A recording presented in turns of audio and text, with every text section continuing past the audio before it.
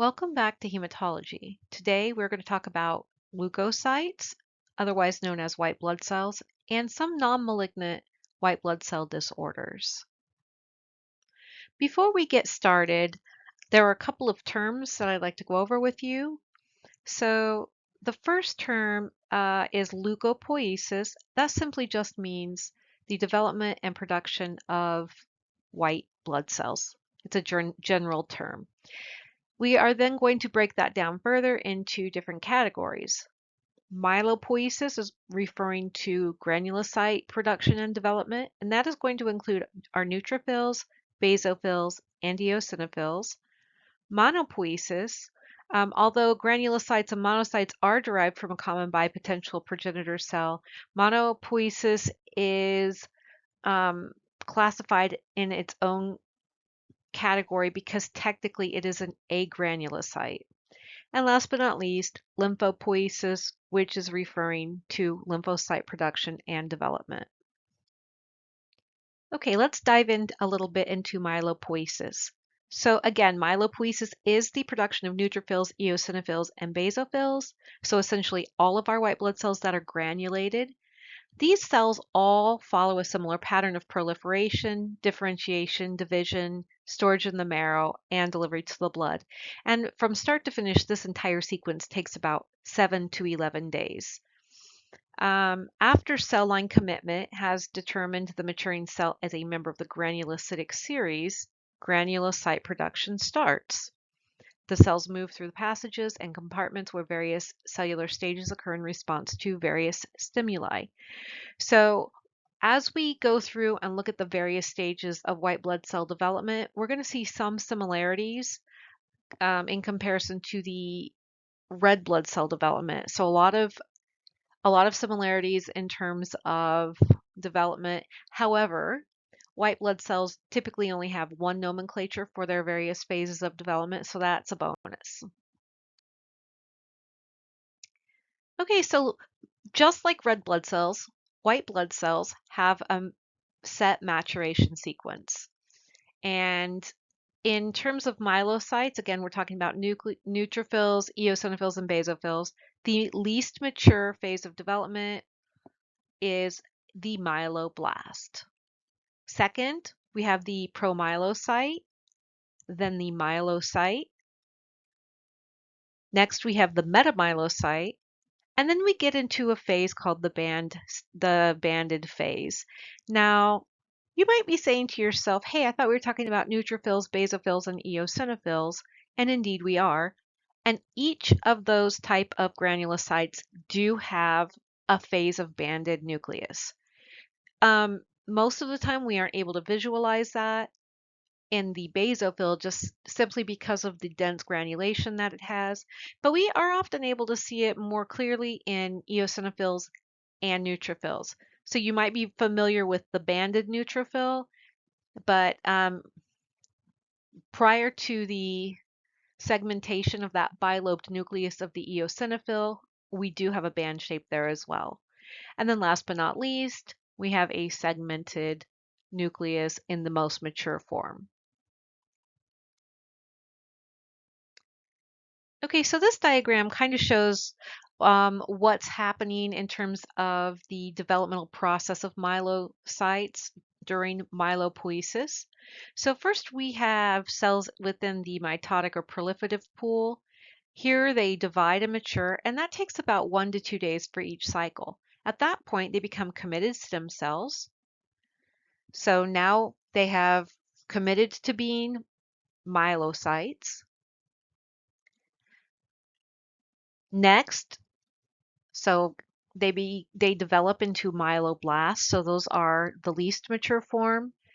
And then they go from promyelocyte to myelocyte within 8 hours of entry into the maturation pool. So they go into the maturation pool and are in the maturation pool in their phases of development for a very short period of time. Now, there's one important phase that I would like to talk about. So when we talk about myelocytes in general, it could be a neutrophil, eosinophil, basophil, but from the time they become committed stem cells to blast to promyelocytes, there really aren't any any defined characteristics that would enable us to really be able to identify what type of myelocyte it is. However, once we hit the myelocyte phase, we start to see some secondary characteristics, some granule development that really enables us to see what type of myelocyte it has committed to. And once it has committed in this myelocytic stage, it can never, it loses the flexibility. So the myelocytes go into the maturation pool, and at this point, we no longer have continued DNA synthesis. Now we're going to just focus on maturing and becoming our most mature cell form. So the type of cells that we're going to primarily see in that maturation pool are going to be metamyelocytes and some bands. Now, once we get to the band form, we're pretty much almost, I would consider the young adult of cells. These are going to go then into the storage pool and held there until they are released into the peripheral blood. And then once we also have mature cells, which are the segmented forms. And once they're in circulation, we consider that to be the functional pool. So they now perform their jobs. Okay, so once our white blood cells are in their mature phase, they will go out into peripheral blood and circulate, perform their white blood cell duties. And then the other half of those mature red cells will line the blood vessel walls. Now we call these marginated cells. So most of the cells remain for a few hours in the blood circulating, and then they enter tissues and enter body cavities. They go to where they're needed. Normally the rate that they enter and exit is equal. So as some are going out of the tissues, others are coming into the tissues. Um, and as the cells exit, other forms of the bone marrow, cells from the bone marrow replace them. Once the cells enter the tissues, however, they don't go back into circulation or the marrow. So once they've made that exit from circulation, they now become resident tissue cells. Now, for neutrophils, etc., that isn't a hard, fast rule because there are some rare occasions, especially with high levels of infection or inflammation. Sometimes we will see uh, migration from neutrophils from the tissue back into periphery, but most of the time they stay in their area of residence. Okay, so if you think back to our red blood cell unit, maturation looks very similar in red blood cells as it does in myelopoiesis or white blood cell development. So as the cell matures, there will be a reduction in the nuclear volume, a change in cell size, so it's going to become a little smaller, condensation of that nuclear chromatin, so your chromatin within the nucleus is going to become more condensed, a change in nuclear shape from round to maybe segmented forms as they go through their maturation. Appearance and disappearance of primary granules. So in a younger phase of development, you may have primary granules, which sometimes we call azurophilic granules. They're going to be kind of a dark blue, and we'll look at some pictures here in just a minute. And then as maturity happens, those primary granules will go away, and our secondary granules will be more apparent. Okay, and then the cytoplasm color may change from blue to pinkish red, depending on what cell type we're looking at. Now, primary granules, again, are blue staining, so they stain like a dark blue or a dark purple, and you can't really differentiate one cell from another because the primary granules appear in neutrophils, eosinophils, and basophils. But the secondary granules differ based on the affinity for different dyes, and that changes depending on the type of cell that we have. So cells with an affinity for basic dyes are basophils, and those granules are going to stain dark purplish blue. And remember, we talked about each cell has a little bit different net charge, this is going to affect the way that they stain. And then those that stain reddish orange with the acid dye, eosin, are eosinophils. And of course, those that don't stain intensely with either acid or basic dyes are neutrophils. Now, if you think about that, that's really interesting. So neutrophils are more neutral, and that's how they got their name. So let's take a look at some pictures now. So this first picture is a myeloblast. Again, this is the most immature or the least mature cell stage of development. The cell size is going to be 10 to 20 microliters, and we're going to look at the ratio, the nuclear to cytoplasmic ratio. And here we have about 4 times more nucleus than we have cytoplasm. That's really common to see. Our nuclear shape is going to be pretty round. We may have nucleoli. Let me see. Do we have that on here? Well, first of all, let's talk about the nuclear position. It may be eccentric or central. This one's a little bit eccentric. It's more to the side, but you might see it at times where it's more central to the cytoplasm. The color of the nucleus and the color of the chromatin within it could be lightish red, it could be blue, but what we're really going to be looking for is this nice, fine, smooth chromatin with no aggregation of material. And we may also see these nucleoli. Now, if you look, they're kind of like indentations, kind of clearings in the chromatin.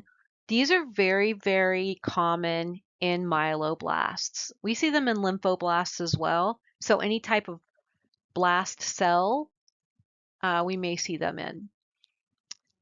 So typically there are about 1 to 3. You might see only 1. This one has 2, but up to 3 is very possible. And then the amount of cytoplasm is basophilic. So we've got a few little dots, a nice deep blue color, and it's scanty, meaning there's not a lot of it. But we don't have a lot of granules, so we're not looking at a lot of primary granules. And at this phase of development, you can't really differentiate what type of cell this will become in its full maturity. I have a saying, a blast is a blast is a blast, and that's why flow cytometry is so important in this field of hematology. So let's kind of take a look at the changes that happen between myeloblast and promyelocyte. They're about the same size. I know in this picture you really can't tell, but they are about the same size, so 10 to 20 micrometers. We're going to have a little bit of change in that nuclear to cytoplasmic ratio. So our nucleus is going to shrink down a little bit. So now we're only going to have 3 times as much nucleus and 1 part cytoplasm. We'll still have a nice round nucleus. Again, this could be eccentric or it might be more central. But you might ask yourself, well, how do I know if this is a promyelocyte or a myeloblast? Because the nucleus itself is going to look very similar. But we're going to now have some slight aggregation seen at the nuclear membrane. And I don't know if you can see in this picture, but there's some slight aggregation. We might still have a few nucleoli, although they're not as prominent. So here's one to the right, and then kind of toward the left in the middle is another nucleoli. So this one still has 2 nucleoli. But now we're going to see fine azurophilic or nonspecific granules. So all of these dark blue granules, these are called primary granules or azurophilic granules or nonspecific granules. Now at this point we know it's going to be a granulocyte of some sort, but we don't know which type yet. Okay, so moving on to the myelocyte phase of development or the myelocytic phase of development. Here we've got a nice round or oval nucleus. We might have a few remnants of those nucleoli that we had in the less mature or the lesser mature forms of development. But the change that we're going to see a large change in the nucleus to cytoplasmic ratio. So it's going to be about a 1-to-1 ratio where you have equal parts nucleus to cytoplasm, or we might have a 2-to-1, so you might have a slightly larger nucleus. At this point, it's usually an eccentric, so off to the side nucleus presentation. Our nuclear chromatin color is going to be a reddish blue. It's going to be fine and smooth. And we might have some slightly aggregated patterns or a little bit of granulation. You can kind of see that here where it starts to look a little more condensed than it did, say, in the promyelocytic phase. Again, it may or may not have nucleoli. This one has a couple of remnants. And then we're going to see a change in the type of granules that are present. So those big, coarse primary granules are starting to disappear. We've got some small azurophilic granules left, but now we have these specific pink granules that are associated with neutrophilic expression. And so that's what this would be. You would look at this cell and you would know, hey, I can identify this as a neutrophil in the myelocytic phase of development because it's at this point as a myelocyte that it has become fully committed and has differentiated to the cell that it will become. And at this point, it will never change. Once it's in that myelocytic phase, it is committed and it will become only that type of cell. So let's look at the cell below here. So this is also a granulocyte in the myelocytic phase of development, but this is an eosinophilic myelocyte. So let's look at the differences here. So measurements are about the same. Nuclear to cytoplasmic ratio is about the same. We've got an oval or round, maybe slightly dented nucleus. Again, that eccentricity of the nucleus. So not a lot has changed. We've got that reddish blue fine chromatin, and we're starting to see some clumps of aggregation. So when you hear the term aggregation, what we're really saying is areas of condensed chromatin. So if you look at the chromatin, you're going to see kind of patches within it, and that's where we're seeing that condensation. It may or may not have nucleoli, and I actually don't see any on this one.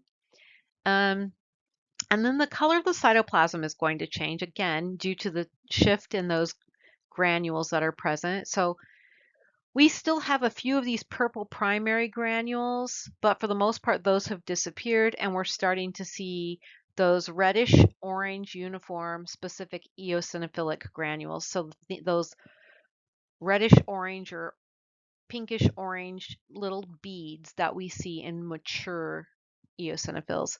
And then kind of the same thing we would see here. We're starting to see a cell that more represents a basophil, and exactly that this is a basophilic myelocyte. So pretty much the same thing. It's just the presence of course specific basophilic granules that helps us identify that this is a basophilic myelocyte. Okay, moving on to the next phase of development is our metamyelocyte. And again, we have all three cell types in their metamyelocytic phase. For the most part, they are all going to be 10 to 18 micrometers. We're going to see a more balanced ratio of nuclear to cytoplasmic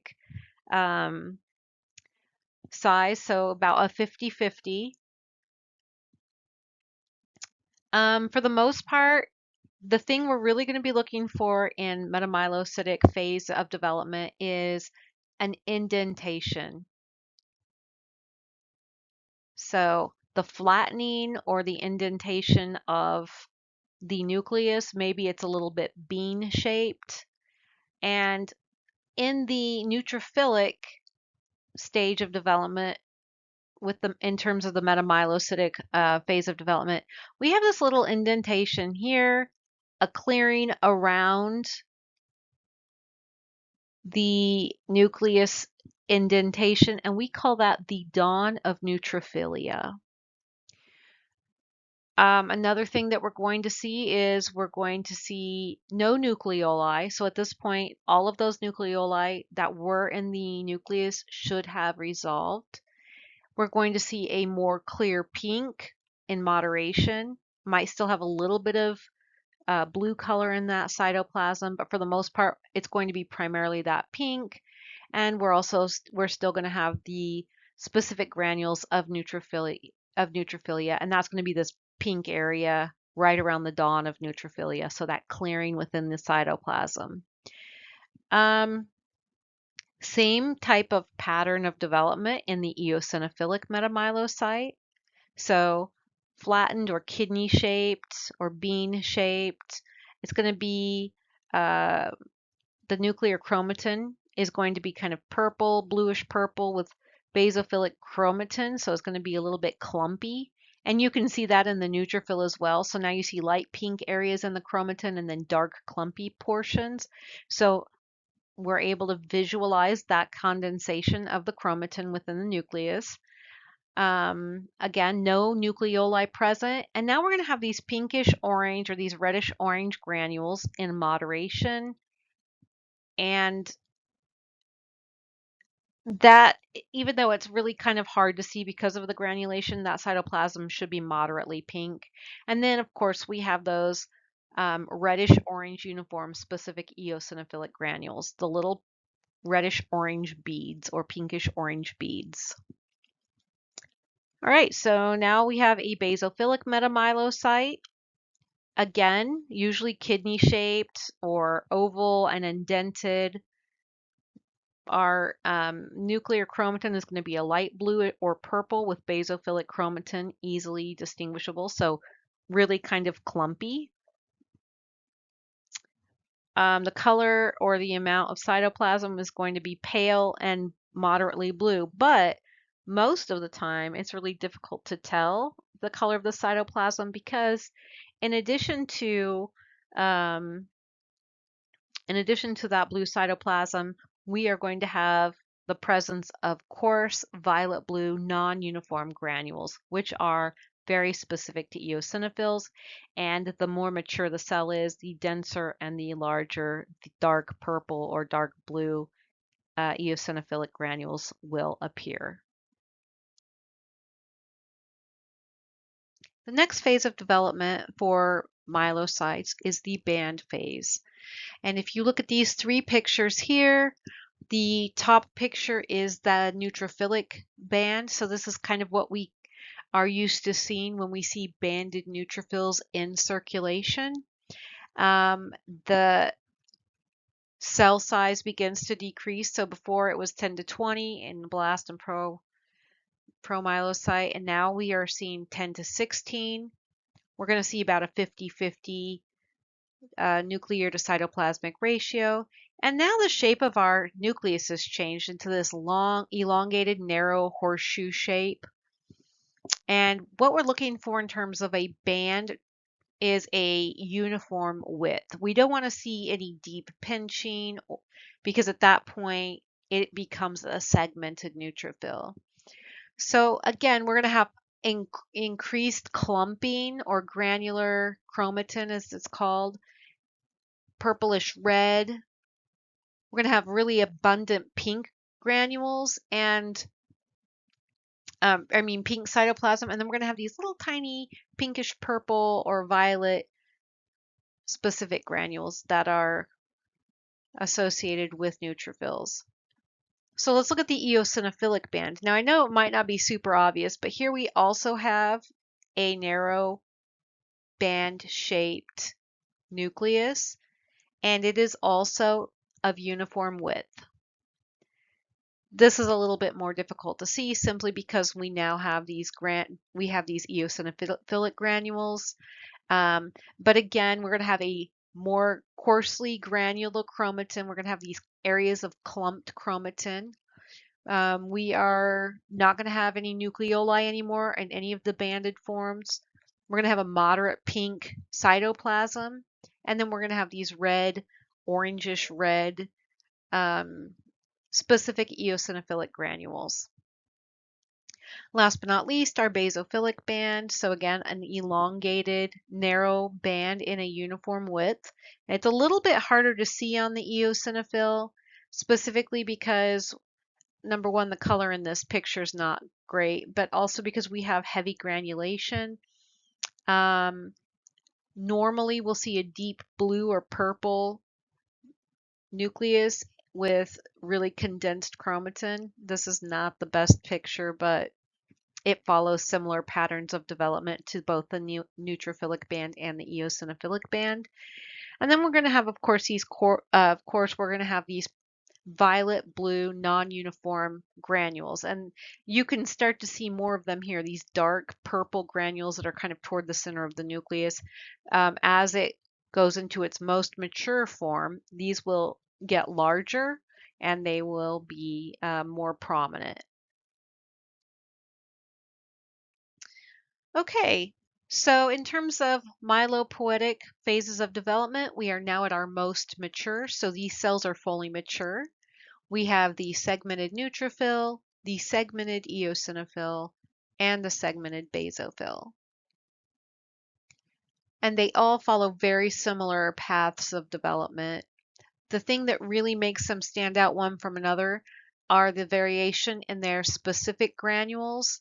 And of course, our segmented neutrophil has typically more lobes or more segments than the other two. However, honestly, they could all have anywhere between 2 and 5. Of course, in the basophil, that is more difficult to visualize.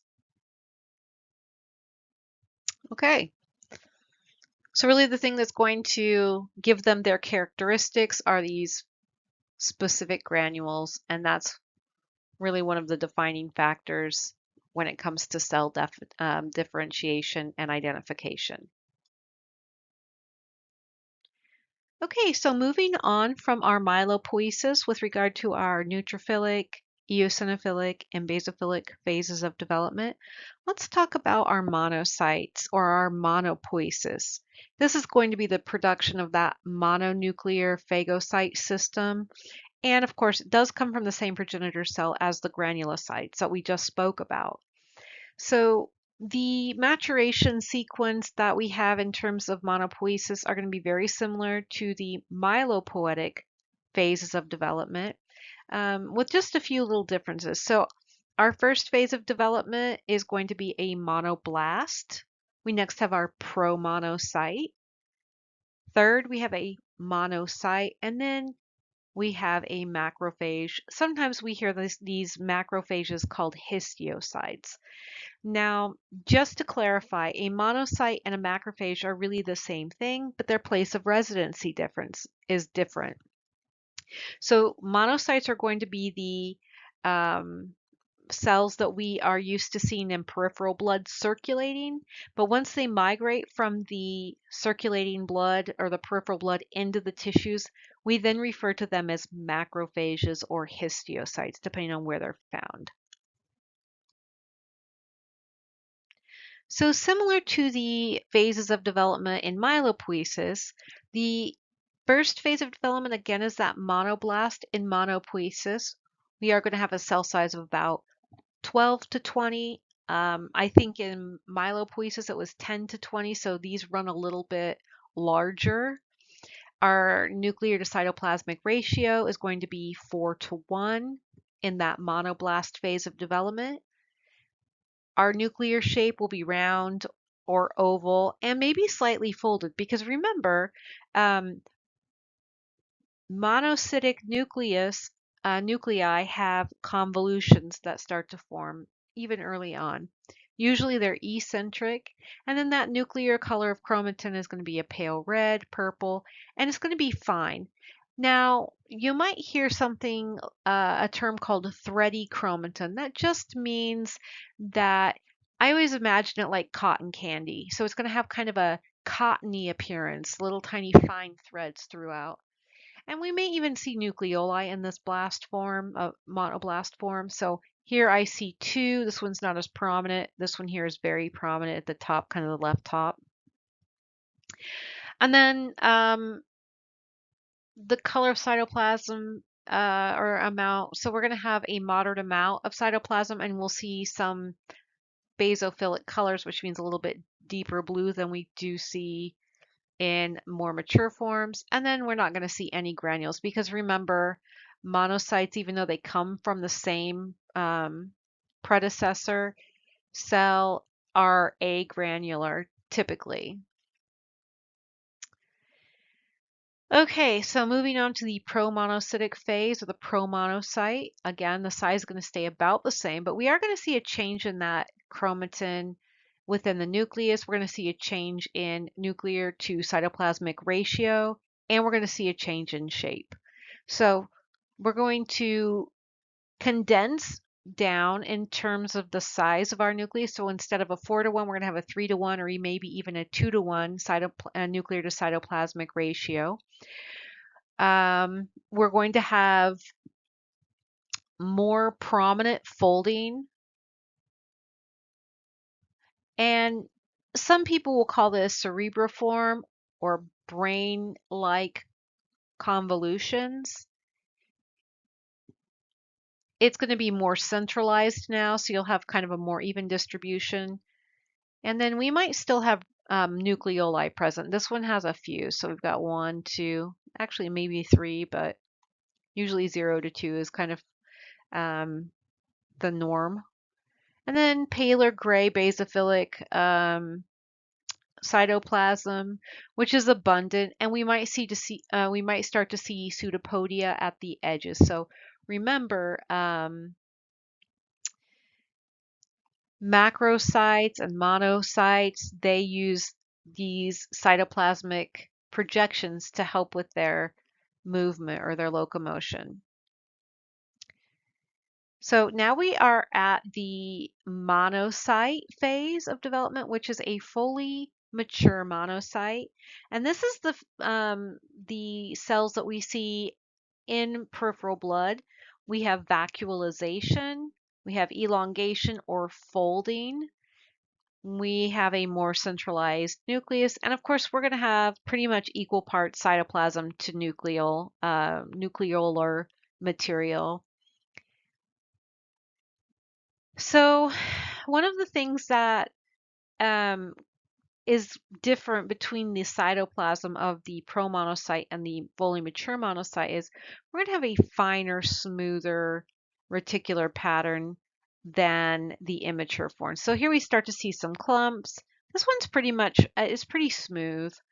And then we're going to have this pale gray or blue cytoplasm with vacuoles and abundant cytoplasm with these pseudopods. So you can see this projection out to the right. Those vacuoles, that is going to be a pseudopod that's expanding off of the main body of the cytoplasm. We might also see numerous fine pale red dust-like particles, and I do see a little bit of that here.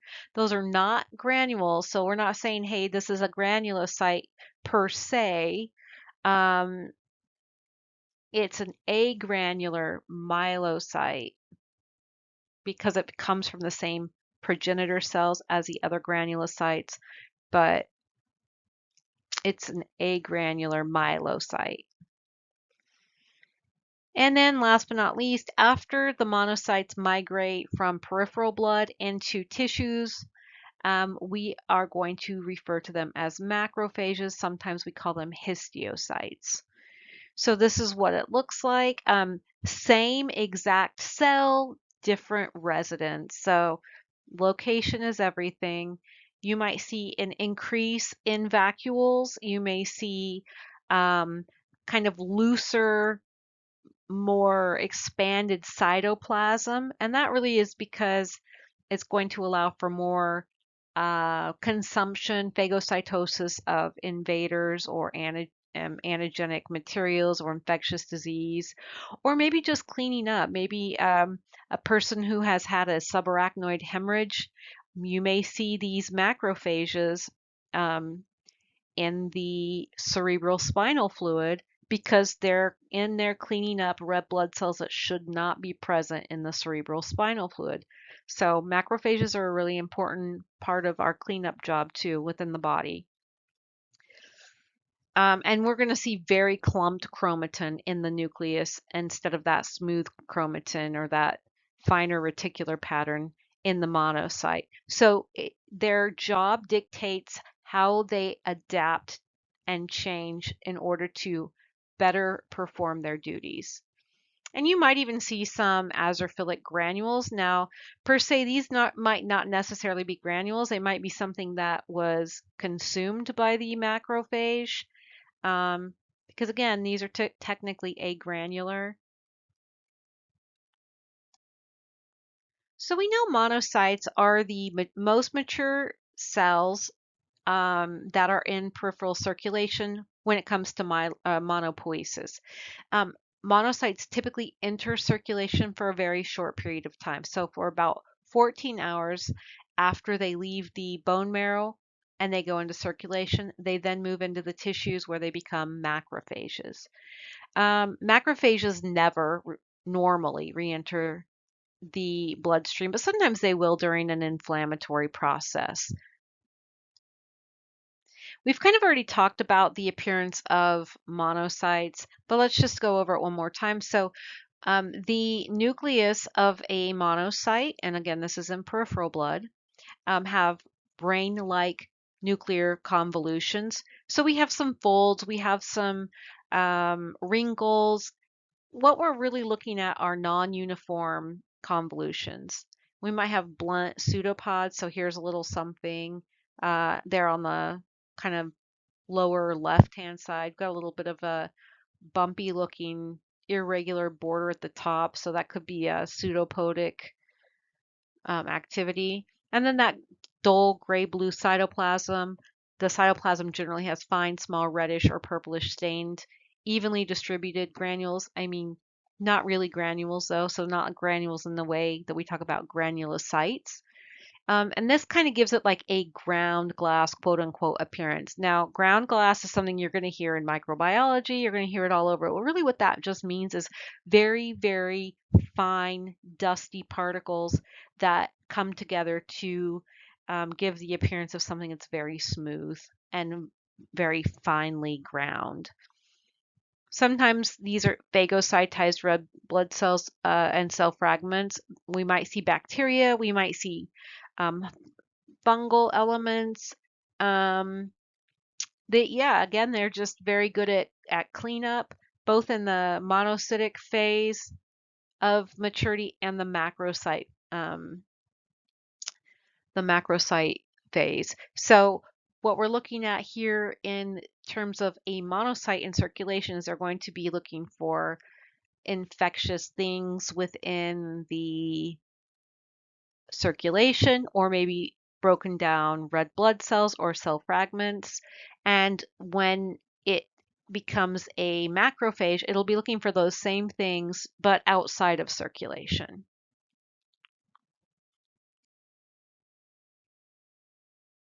Okay, so now that we've talked about the myelopoietic branch of development, let's move on to the lymphocytic branch of cellular maturation.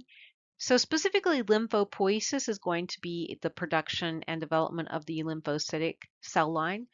And of course, lymphocytic maturation sequence, and this includes both T and B cells. So again, we can't really differentiate T from B cells just by visually looking at them. We have to look at cell markers, and flow cytometry is one of the things that we utilize in the laboratory to help make those identifications. But we can look at T and B cells and just recognize them and report them out as lymphocytes or something along the line of a lymphocytic cell line.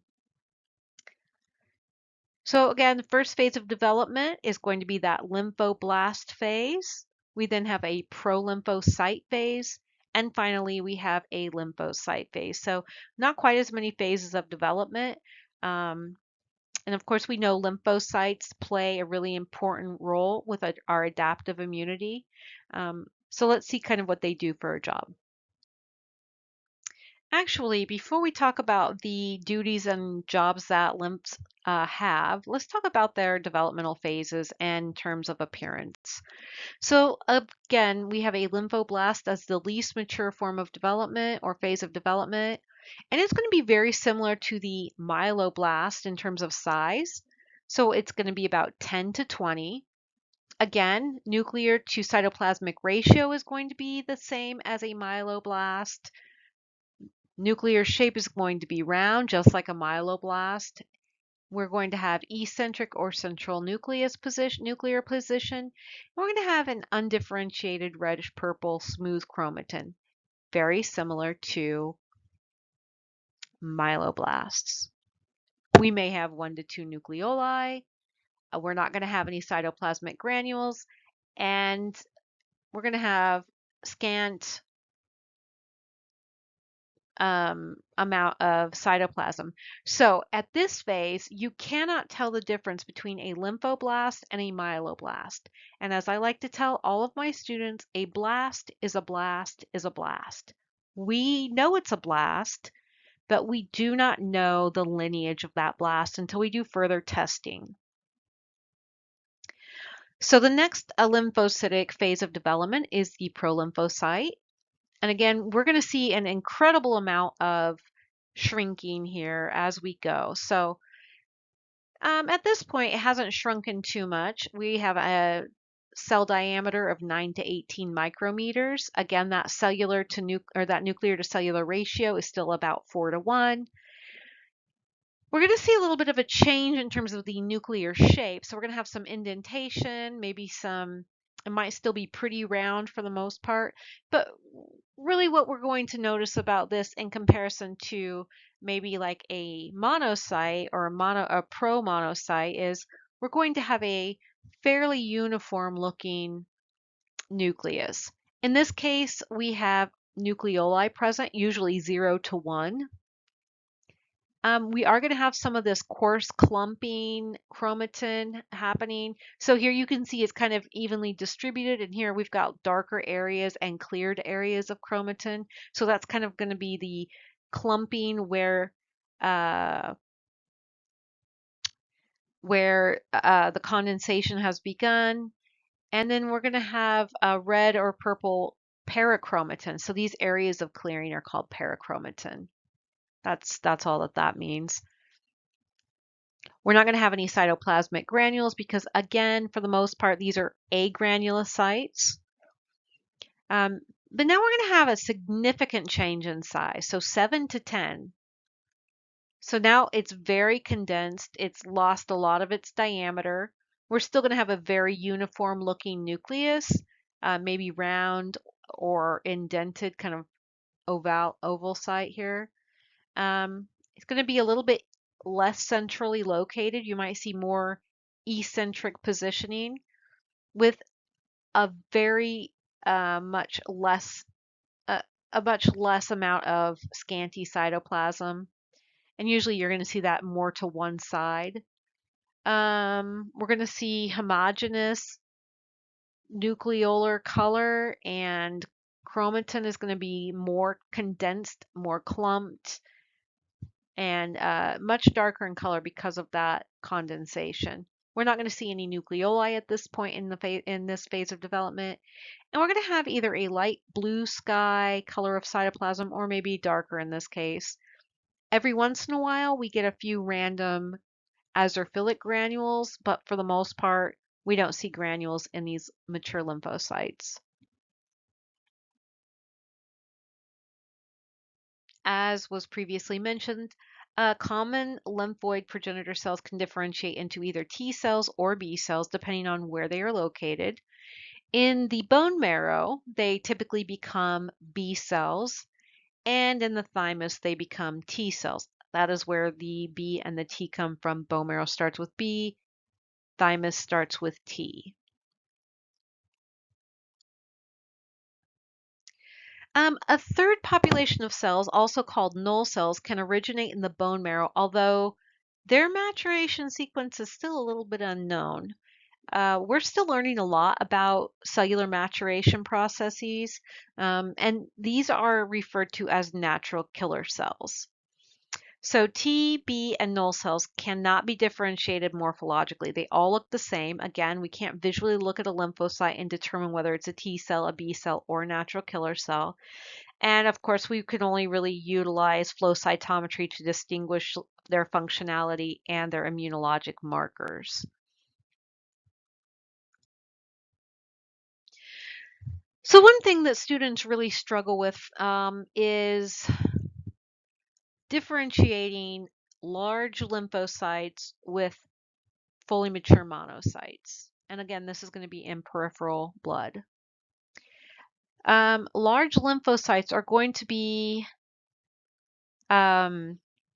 a little bit smaller than monocytes, but sometimes it's hard to tell, especially if they're close. So here we have 12 to 15, and here we have 15 to 18. Well, if you have a cell that's 15 micrometers, and you're not sure if it's a monocyte or a lymphocyte, size isn't really going to help you because they will be so similarly sized.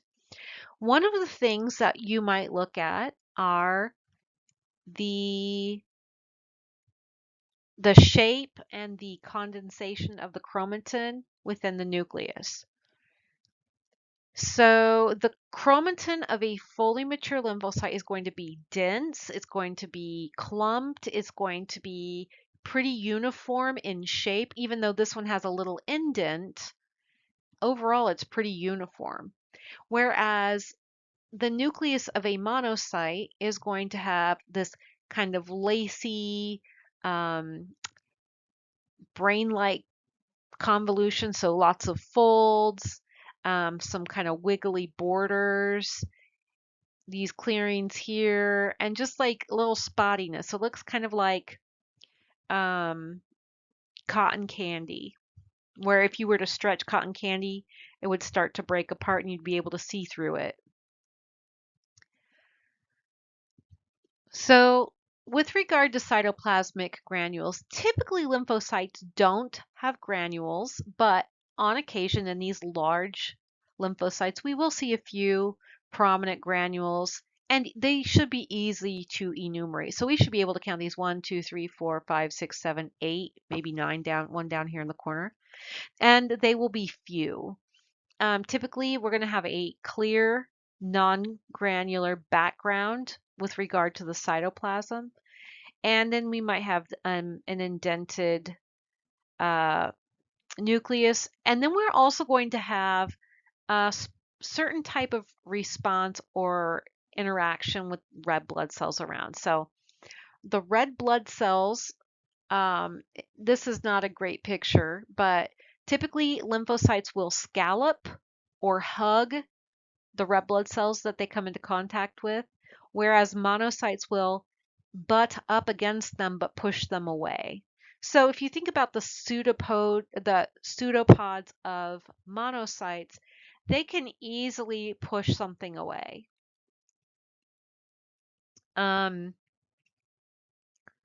So in terms of the cytoplasmic granules that we see in in monocytes, we might see some pink or some blue, but they're so tiny because remember they're that finely ground granule, we can't count them. We can't enumerate them. Whereas in the lymphocyte, we can.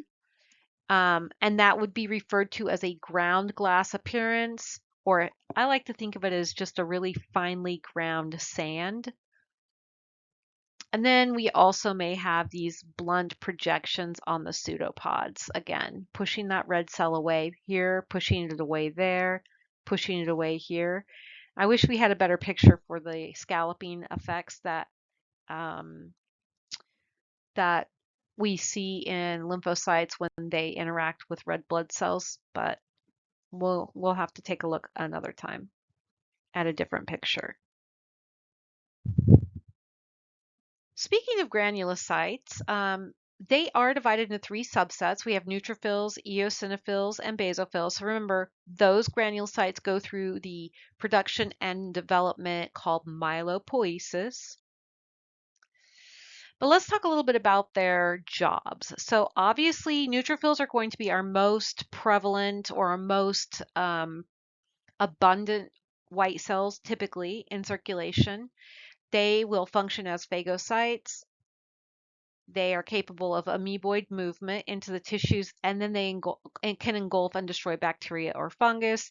It could be a lot of different things that they consume. Anything that it poses a threat to our health and safety, neutrophils are the first one on the job. They are the first phagocytic cells to reach the sites of infection, and they play a really huge role in mediating inflammatory processes. So mature neutrophils could also be called a variety of different names. So one name you might hear is polymorphonuclear leukocytes, or PMNs, or polys, segmented neutrophils, or segs. So you need to be familiar with all of these names, because when it gets to when you go in to take your board exams, all of these names are interchangeable and you need to know what they mean, or you won't know that they're talking about fully mature neutrophils.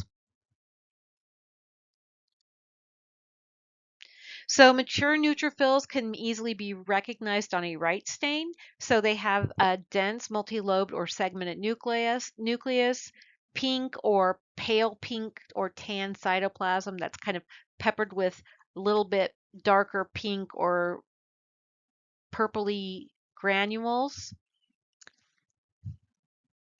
And if you look at them in comparison to the red cells, you'll see that their pink color is a little bit more pale. They're not going to be as prominent in color.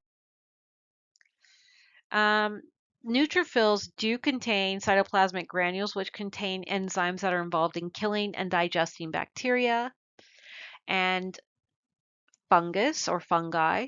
These types of granules are important when we get into a couple of other areas with regard to leukemias and stains, but we'll get to that later. So the primary granules are going to be also called azurophilic or non-specific. That means that they are not specific to any one type of cell other than just a general granulocytic granule. And then secondary, we are going to be able to see those are specific to cell types and visible with light microscopy. There is a third type that is um, not visible to the naked eye through regular microscopy, and they have been identified using electron microscopy. So an electron microscope has to be able to see them. And of course, all of these granules contain very specific enzymes. So let's take a look and break down the contents of these granules. Our first type of granule, again, is that primary granule. The enzymes that are going to be encapsulated in those granules are lysozyme, myeloperoxidase, acid phosphatase, elastase, defensins, and cathepsin G. And I want you to really remember and pay attention to these enzymes. These are going to play a key role when we get into cytochemical stains and differentiation of a variety of acute myelocytic leukemias. So keep these in the your back pocket. They are going to come into play later on in our white blood cell unit. Some of the enzymes that are present in those secondary granules is lysozyme, collagenase, lactoferrin, B12 binding protein, and NADPH oxidase. Does NADPH sound familiar? And then last but not least are tertiary granules, which again we cannot see with traditional light microscopy. This is going to be seen under the electron microscope. We are going to have plasminogen activator, alkaline phosphatase, and gelatinase. Okay, so alkaline phosphatase gelatinase. So I want you to pay attention to this plasminogen activator. That's going to come into play when we get to our coagulation unit. So if you think about it, the cells within those granules have kind of like catalysts or triggers to some of the jobs that they need to perform.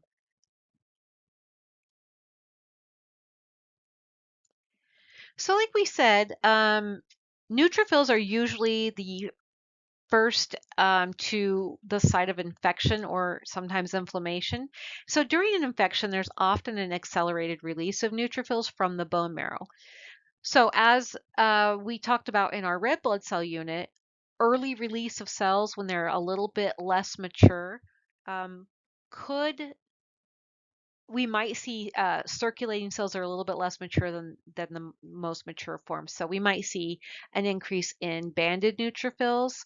We might see other um, immature granulocytes like metamyelocytes. We might even see some promyelocytes or some myelocytes. Hopefully we don't see any blasts. That's not very common unless there's a myeloproliferative disorder where um, the bone marrow is becoming overwrought due to a proliferation of malignant cells. So when we see that shift or an increase in immature granulocytes, we call that a left shift. Now, if you think about your phases of development of myelocytes, and on the left we have the blast, the myeloblast, and on the right we have the segmented neutrophil, and then we have all of the phases of development in between. As you move to less mature, you're moving less in the line or the successive line of development, and that is why we call it a left shift. So again, we're going to see an increased number of metamyelocytes, bands, and maybe even myelocytes and pros. And this increase in relative number of neutrophils is termed neutrophilia. And we see this really often. We see neutrophilia really often. So depending on the type of infection, the duration, the intensity of the infection, the kinetics of those circulating neutrophils is really going to depend and vary greatly. So obviously, the immediate response to infection is called transient neutropenia. So let's think about what that means. So neutropenia would actually mean low neutrophil count. And that's really just because um, all of the neutrophils that are circulating in your bloodstream now leave circulation and move out into the margination so that they can accelerate the delivery of white blood cell defense to the areas of infection.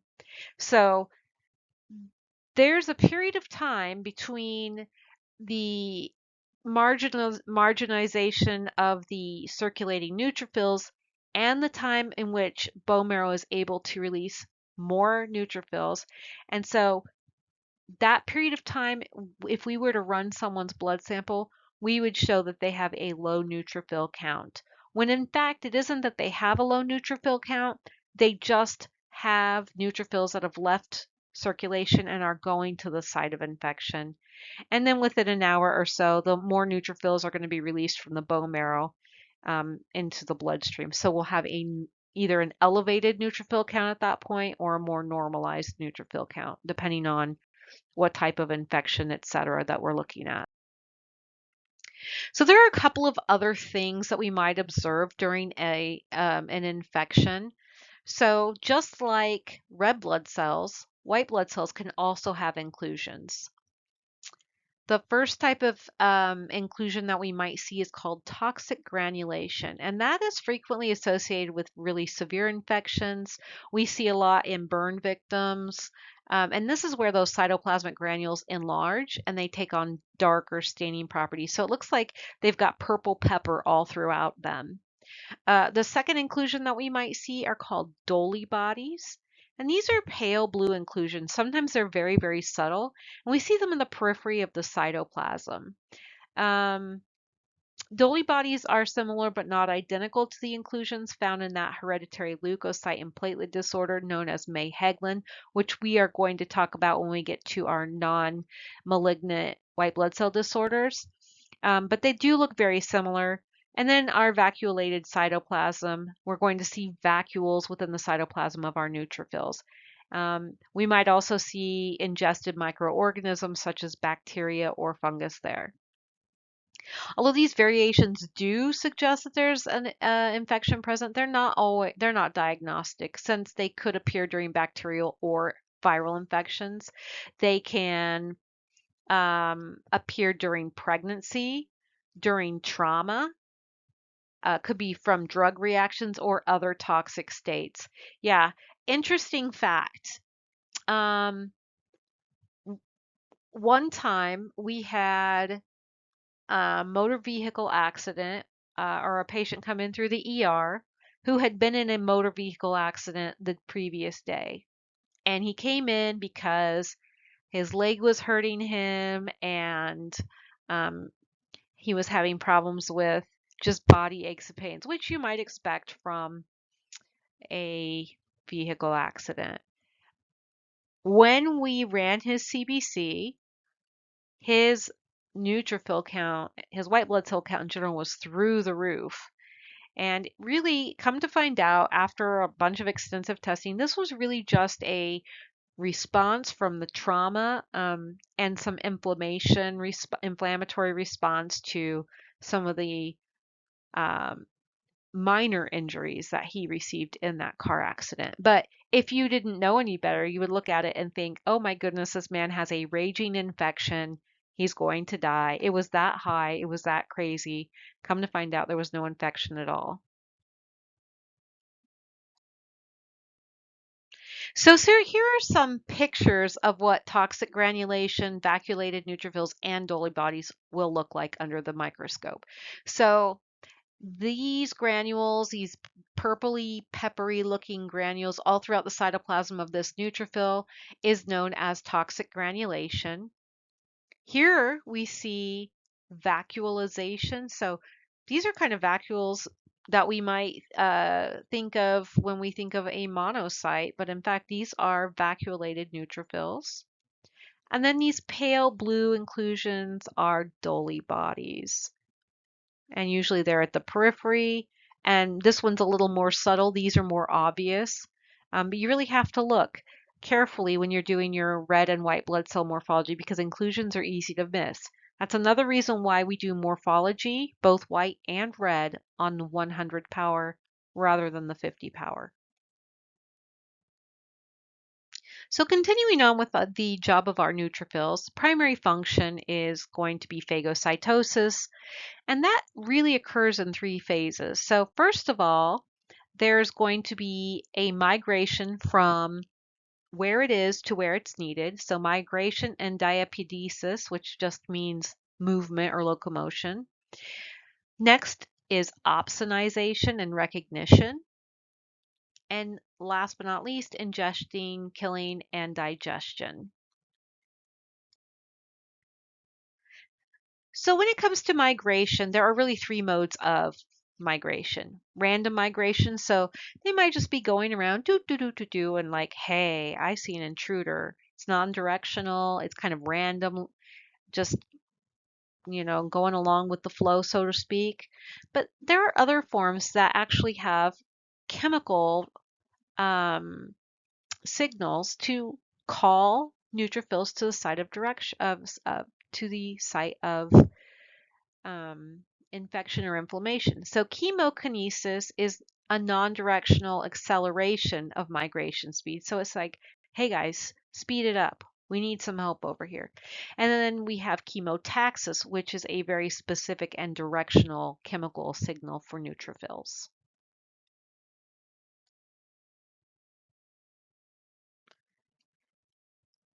Migration and diapedesis. So bacteria and sites of inflammation, of course, send out signals called chemoattractants. And this actually stimulates changes in morphology and neutrophils. It also facilitates migration. So if the neutrophil is getting random chemical signals, they have to spring into action and get to where they're going. So the neutrophils first change from kind of round to elongated. So their pseudopods become really more noticeable, and the activated neutrophil migrates in a repetitive kind of wave-like motion. So think of like an inchworm or it's just really an interesting thing. And actually, there are some electron microscope images of, I don't know actually if it's an electron microscope or what kind of microscope it is, but I'll have to go and look at that and get a link to that video. It's pretty fascinating. So anyway, it moves in a wave-like motion to the site of infection. This directional migration, or locomotion as we sometimes call it, is known as chemotaxis.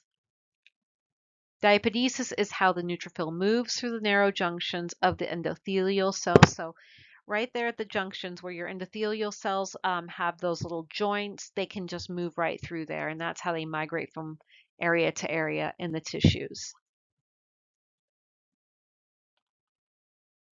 Opsonization and recognition might be some terms that you're familiar with if you think back to your immunology class. So because migrating neutrophils can't really recognize or efficiently recognize most microorganisms because they don't have a long-term memory, that recognition is made possible by opsonization. And I love the meaning of this word. It means to prepare for dining. So it's a Greek term that means to prepare for dining.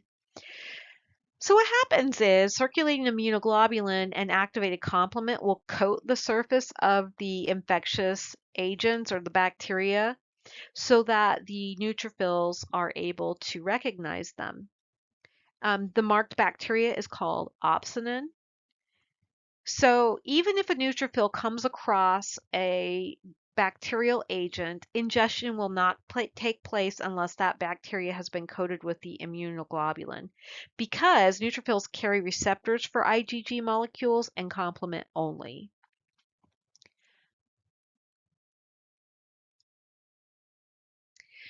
Okay, so before ingestion can begin, we know that these IgG receptors have to bind to the IgG-coated microbes. But once that binding is complete, ingestion can begin. So the first thing that will happen once binding is complete is there will be a membrane pseudopods that extend and surround the microbe, or bacteria if you want to call it that, forming kind of like a little bubble or an isolated vacuole, and that is called a phagosome. And that occurs within the neutrophilic cytoplasm.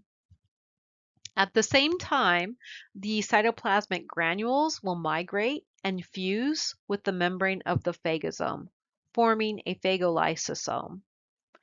So think back, we know that inside those granules, we are going to have a bunch of enzymes, and that is going to help with this whole process. So now those granules have fused to the membrane of the phagosome, and they are ready to take action. So once fusion is accomplished, the cytoplasmic granules undergo degranulation, which means they spill out the contents of those enzymatic components that they have stored and release it into the phagolysosome. The ingested organism is then exposed to those lytic activities of those granular enzymes, and within the phagolysosome leads to eventually killing and then digestion of those microbes. So, secret weapon, we've got granules. So when we think about the activity or cellular activity, the process of ingestion, degranulation, and digestion, it requires energy. This isn't going to be um, a passive process. This is accomplished through metabolism of glucose via anaerobic glycolysis. So in addition to the consumption of glucose, neutrophil activity is associated with an increase in oxygen utilization, okay? And in order to perform these tasks of ingestion, killing, and digestion, we need the neutrophil to be able to undergo what's called a respiratory burst. And that's an association with that increased oxygen utilization. So the burst of consumed energy is converted into active oxygen metabolites such as superoxide anion and hydrogen peroxide, hydroxyl radical, and singlet oxygen. All of those are capable of microbe injury. Yeah, we're definitely familiar with some of those things if you think about it. Hydrogen peroxide, we use that for treatment of injury on as a medical aid. So the best understood pathway is the production of hydrogen peroxide. So that activated neutrophils release the enzyme NADPH oxidase into the phagolysosome where it converts oxygen to superoxide and ion. And that is further reduced to hydrogen peroxide. And here we have that oxidase. So oxygen, equal parts oxygen, and NADPH is converted to, basically it's going to be a reductase process. So now we still have our two oxygens, but now we have a reduced NADPH. And that is going to bind with two hydrogens. So we have H2O2 plus 2 oxygen plus 2 NADPH. So we've got our hydrogen peroxide there. I do not expect you to memorize the chemical reaction or pathway. I just thought it was interesting. I really want you to know what a respiratory burst is and what the byproducts can be through utilization of that oxygen. So moving on from our white blood cell production and development and function. So we've talked about myelopoiesis, monopoiesis, and lymphopoiesis. And we've also talked about neutrophilic and monocytic functionality. So let's talk about some of the non-malignant disorders we might see with white blood cells. The first one is neutropenia. So of course that is defined as an absolute decrease in the number of circulating neutrophils. Now we did talk about transient neutropenia, which is a temporary migration and depletion of circulating neutrophils because there's a lapse between the time that neutrophils leave circulation, go into the tissues to fight infection, and more can be released from the bone marrow and re-enter circulation. This type of neutropenia that we're talking about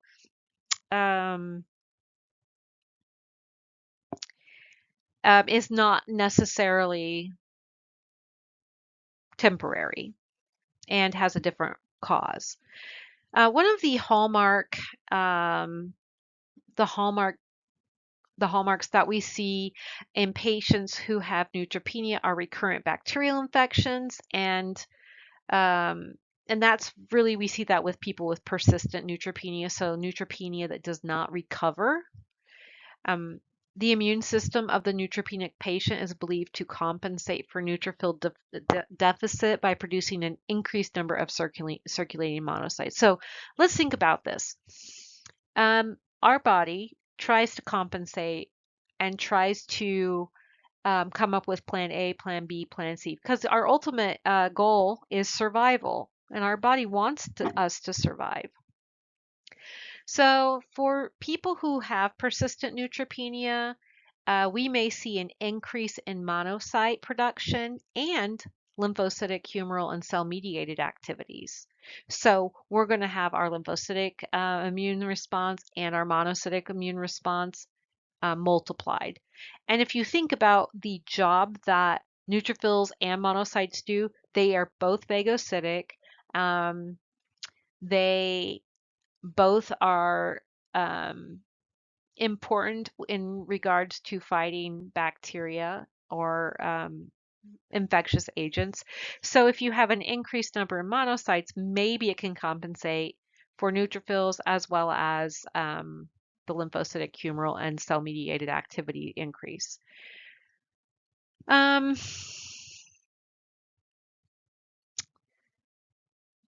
So infections in the neutropenic patients are usually caused by normal flora. So our body has normal bacteria that are associated with normal flora. Staphylococcus aureus is one that we often find on our skin. Maybe gram-negative enteric organisms or nosocomial infections caused by organisms like Pseudomonas species. Mixed bacterial infections, those are not unusual. So sometimes what will happen is the normal flora of our body will become overabundant because we don't have that balance of immune response. And interestingly, neutropenia does not seem to increase susceptibility to viral, fungal, or parasitic infections. Part of the reason for that is viral infections are usually regulated by a lymphocyte response. Fungal infections are often knocked down by monocytic functions, and parasites are usually associated with eosinophilia, so an increase in eosinophils.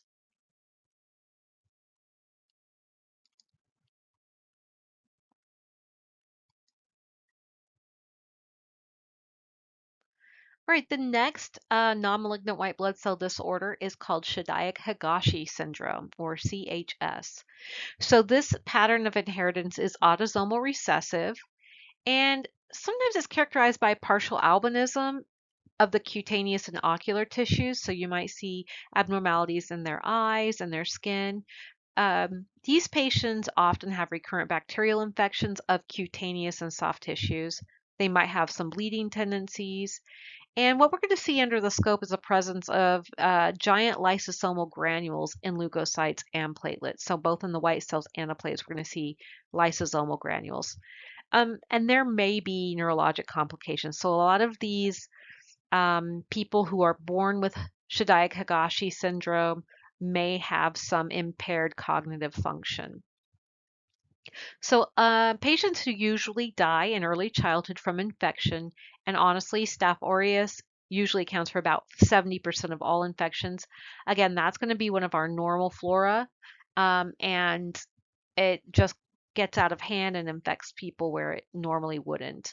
And along with neutropenia, there's dysfunction in the phagocytic activity. So not only do these patients have a low neutrophil count, the neutrophils that they do have, their phagocytic activity is dysfunctional.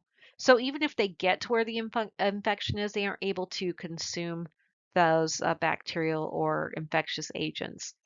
So the disturbance of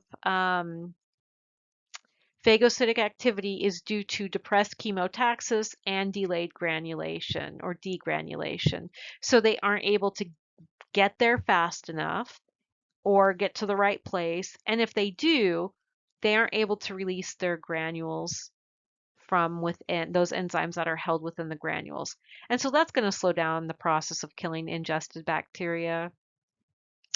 The disturbance of degranulation might be due to interference from the giant lysosomal granules. We're not really 100% sure, but these abnormal granules usually develop early in myelopoiesis because of an initial aggregation of primary granules followed by fusion of the secondary granules. So something is going wrong during the myelopoietic development of these cells, and it's usually, it's obviously a genetic factor.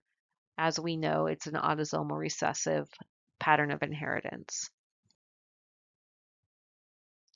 So this is what Shidayak-Higashi syndrome looks like. Here are those giant lysosomal granules, so those fused granules within the cytoplasm.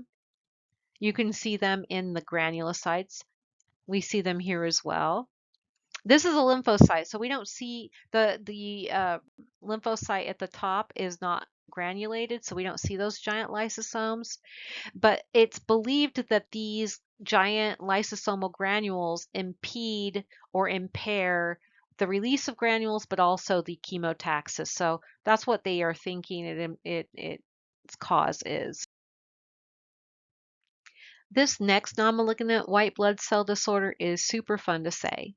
It is called chronic granulomatous disease, or CGD.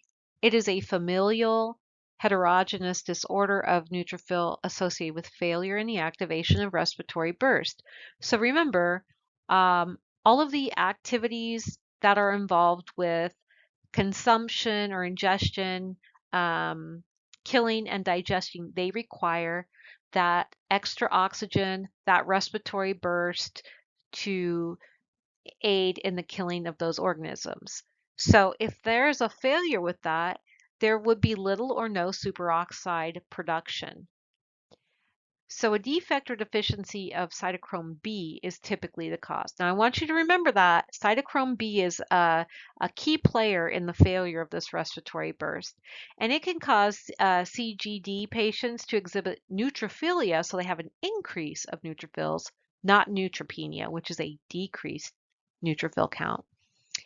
The hallmark of CGD is the formation during chronic inflammatory reactions of granulomas that keep the organisms localized. So what they do is they form these um, granulomas and kind of try to keep it in the same area. Staphylococcus aureus, so Staph aureus, aspergillus, which is a fungal element, and enteric organisms are most frequently implicated, or microorganisms, when it comes to CGD.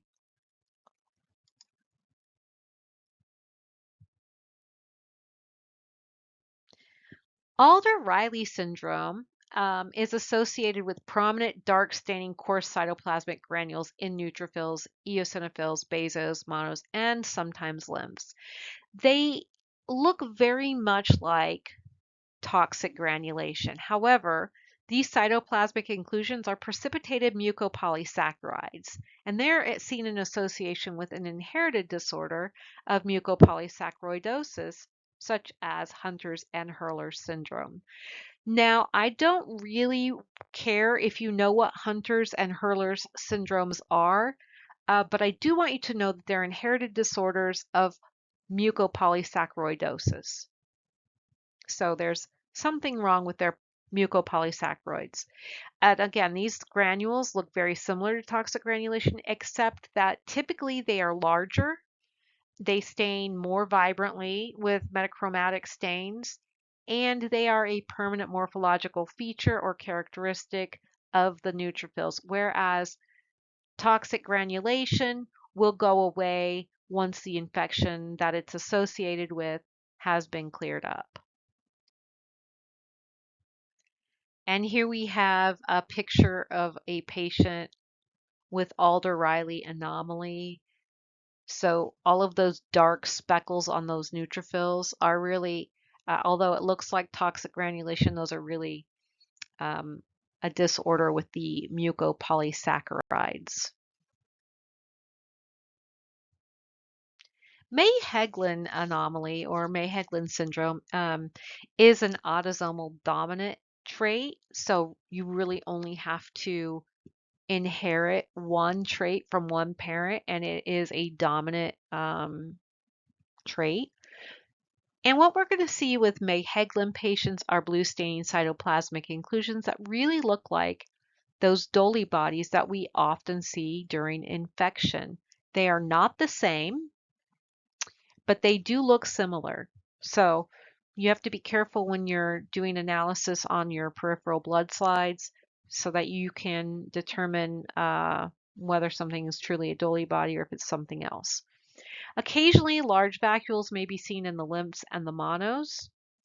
And we might also have variable thrombocytopenia with these patients due to abnormal bleeding, and we may also see giant platelets. Now, if you're not familiar with the term thrombocytopenia, that just means decreased platelet count. Here we have a picture of a patient with a May-Heglin anomaly. So in the neutrophil, we see these blue inclusions. They're a little bit more apparent than Dolly bodies, but they do resemble Dolly bodies. And then to the left, we have a giant platelet. And giant platelets are really platelets that are the same size or larger than red cells can be classified as giant platelets. Myeloperoxidase deficiency is pretty benign with regard to some of the other non-malignant white blood cell disorders. It is an inherited disorder, but if we think back to those primary granules, uh, what people with myeloperoxidase deficiency experience is a lack of myeloperoxidase in both their um, polys, and their monos. And remember, polys is another name for segmented neutrophils, so know your nomenclatures. Even though polys use myeloperoxidase to kill bacteria, an increase in infection is usually not a complication, and the neutrophils appear morphologically normal. And for the reason for that is myeloperoxidase is just one of the components, one of the enzymes that neutrophils utilize to kill and digest microorganisms. I wish I could say that leukocyte adhesion deficiency was benign, but unfortunately, patients who suffer from LAD, which is an autosomal recessive disorder, lack the cell surface adhesion proteins, integrin, CD11, and CD18. That's kind of like a complex. Um, so under normal circumstances where we have the integrin CD11 and CD18 complex, that kind of acts as like a Velcro or a little hook that will hold on. So if you think of a white cell in circulation or a cell that wants to migrate from circulation into the tissues, it's really got to be able to hold on to the wall. It also requires that for its ability to migrate. So patients who have this, usually there's a deficiency of that CD18 molecule. And without that CD18 molecule, we don't have the adhesion protein complex. And that's really vital to the cell's ability to kill microorganisms. So there are a couple of different defects related to adhesion to endothelial cells. So chemotaxis, or that chemical signal or the movement in regard to the chemical signal is impaired. We are going to have impaired phagocytosis. Respiratory burst activation is going to be a problem, and so is degranulation, because all of those things require the cell to be able to adhere to those endothelial cells. And since the neutrophils have defective adhesive proteins, they can't adhere to the endothelial cells at all. So therefore, they can't exit circulation because the force of circulation is going to keep pushing it. If it can't grab onto the endothelial cells and migrate out of the circulating blood, it will never be able to leave that circulation. The force would just be too great. Pelger-Hewitt. Pelger-Hewitt is essentially hyposegmentation of neutrophils. So there were really two types of Pelger-Hewitt that we see. We see a true Pelger-Hewitt, which is inherited. It's an autosomal dominant pattern of inheritance, and it's completely benign. Ultimately, all you're going to see is two lobes on the neutrophil. You're not going to, or sometimes it doesn't segment at all, just like a round or oval shape. In the heterozygous state, we're going to see predominantly bilobed neutrophil forms that are present, and they're kind of described as having a dumbbell shape, but there is a term called a pince-nez appearance with two lobes joined by a really tiny skinny filament. And in the homozygous state, there's not going to be any segmentation at all, and this is where we would see just a round or oval shape nucleus. So true Pelger-Hewitt is the inherited autosomal dominant, like I said before, but the acquired Pelger-Hewitt we call pseudo Pelger-Hewitt is associated with a few different, could be caused by a few different things. So we might have a myelodysplastic syndrome, which we will talk more about as we get deeper into our white blood cell. But ultimately, myelodysplastic basically means something's going wrong during the myelocytic development. It might be drug induced. We see this in a lot of patients who are on chemotherapy. We see pseudo Pelger-Hewitt. Or it could be secondary to conditions like leukemia. The reason why it's so important to identify Pelger-Hewitt cells is so that they're not mistaken for left shift. If you look at a slide and you see 70 to 90% of the neutrophils have no segmentation, you might mistake them for like a myelocyte. And then you would count them as a myelocyte, enumerate them as such. And you might think that patient is in left shift, which they're not. They just have hyposegmented Pelger-Hewitt neutrophils. And in a true Pelger-Hewitt, we have about 70 to 90% of those neutrophils that are affected. So the majority of neutrophils are hyposegmented or non-segmented at all. And here we have a couple of examples. So this would be the non-segmented Pelger-Hewitt, and here we have a hyposegmented Pelger-Hewitt. Now this looks like it could be a band, but really, if we look at the rest of the white cells, I guarantee you 70 to 90% of them are going to be hyposegmented like this.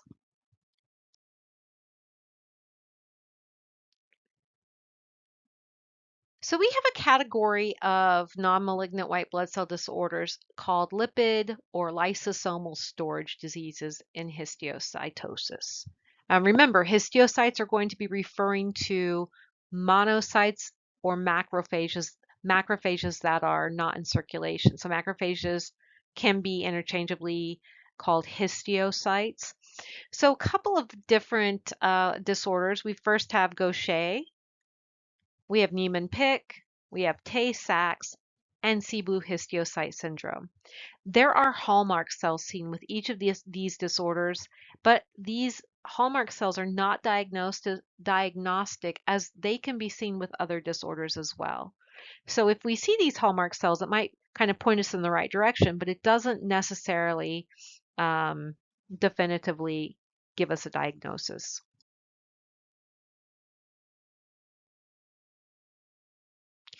Okay, so let's talk about Niemann-Pick's disease. So this is going to be our first lipid storage disorder. There are some very specific demographics for this ailment. Usually we see this in consanguineous Jewish populations. What consanguineous means is isolated or small populations of people who marry closely related relatives. So people who are blood related to them, they marry them and they have children. The enzyme deficiency associated with Niemann-Pick's disease is a deficiency in sphingomyelinase. This lack of enzyme leads to an accumulation of unmetabolized lipid, sphingomyelin, as well as cholesterol.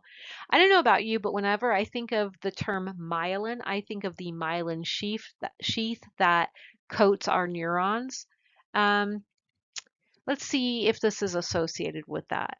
So some of the clinical findings include growth retardation, so stunted growth, hepatosplenomegaly, lymphadenopathy, pigmentation, and neurologic impairment. So it indeed does have some association with the myelin that is associated with our neuron myelin sheath.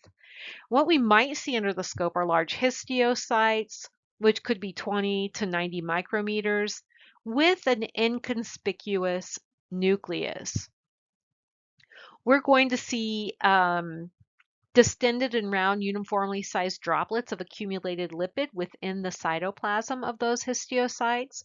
And that's going to kind of turn the cell a very pale or light blue when we utilize that right stain.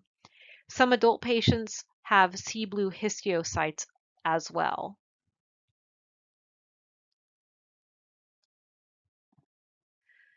This is what a patient with Niemann-Pick's disease, what their histiocytes would look like. So we've got all of these big vacuoles of unmetabolized lipid and cholesterol in the cytoplasm. And the nucleus really is kind of inconspicuous. This doesn't look like a normal histiocyte nucleus. Those are normally much more prominent. And these are kind of small and they don't really look normal. Okay, so moving on to Tay-Sachs. The demographic that is most often affected by Tay-Sachs are the Ashkenazi Jewish population. And this is an enzyme deficiency of hexosaminidase A. So This enzyme deficiency will lead to an increase of the other isoenzyme hexosaminidase B. Clinical features include central nervous system degradation, physical and mental deterioration, and strangely enough, like a cherry red spot in the macula of each eye. They may have macrocephaly, which means enlargement of the head, seizures, paralysis, and most patients who suffer from Tay-Sachs usually suffer death by about 4 years old.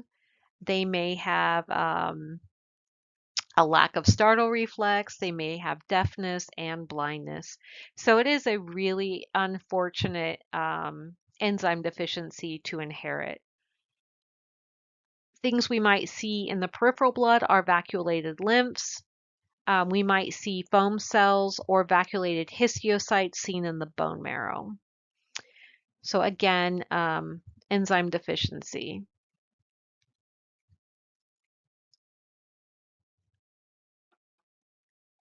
Sea blue histiocytosis syndrome. That's a fun one to say. So some of the clinical features and lab findings. First thing we're going to see under the scope is we're going to see these striking blue histiocytes with bluish green staining of the granules, and you can see that in the picture below. And of course, that's going to be found in the bone marrow with a right stain. We're also going to see splenomegaly and hepatomegaly, so enlargement of the spleen and the liver, thrombocytopenia, decreased platelet count. But even despite all of those things, most patients have a very normal lifespan. Here are some fun links that I've provided for you if you're interested in getting more information about chemotaxis, phagocytosis, and or non-malignant white blood cell disorders and anomalies. The first two are videos, and the chemotaxis one you're going to want to see. It is fascinating and it's in real time. You're able to see how those cells walk. And then phagocytosis is also kind of a fun little video. You see this cell chasing around a microbe. However, I think this non-malignant white blood cell disorder and anomaly is just going to give you some more information about non-malignant white blood cell disorders. Although I haven't looked at this link for a while, so I can't specifically tell you exactly what you're going to find, but it will be more information. So if I'm unavailable to answer your questions and you're watching this video or listening to this PowerPoint, feel free to go to these links and help gain some more information. And in the meantime, reach out to me. I'm happy to answer any questions that you have, and I will get back to you as soon as I can. Have fun studying. Remember, know the morphology in terms of the developmental phases of your white blood cells. Know the jobs of your white blood cells. Know what happens during phagocytosis. What else? When it comes to our white blood cell anomalies and disorders, know what the symptoms are, what the names are, what the hallmark cells are, and what the cause is. So if it is an enzyme deficiency, I want you to know what the enzyme deficiency is. If it is a problem with neutrophilic adhesion to the endothelial cells, I want you to be able to tell me that.